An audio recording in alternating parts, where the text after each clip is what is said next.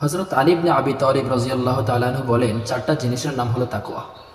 এক, আল খাউফু বিল জালিল, আল্লাহ তাআলাকে ভয় করা, যিনি আমাদেরকে সৃষ্টি করেছেন তাকে ভয় করা।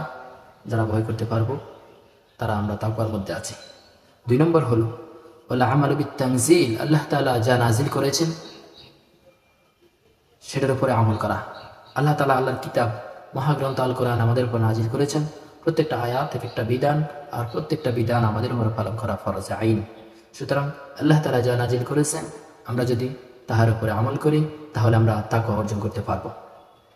আর তিন নম্বর তাকওয়া হলো ওয়াল কানাআতু বিল কলিল, অল্পতেই তুষ্ট থাকা।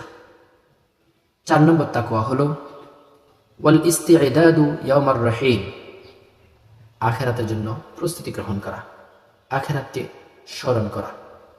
তাহলে আমরা আল্লাহ রাব্বুল আলামিনের প্রতি আমরা ভয়ভীতি সহকারে আমাদের জীবন অতিবাহিত করতে পারবো। আল্লাহ তাআলা আমাদের সকলকে এই চারটা গুণ অর্জন করার তৌফিক দান করুক। ওমা আলাইনা ইল্লাল বালাগ। আসসালামু আলাইকুম ওয়া রাহমাতুল্লাহি ওয়া বারাকাতুহু।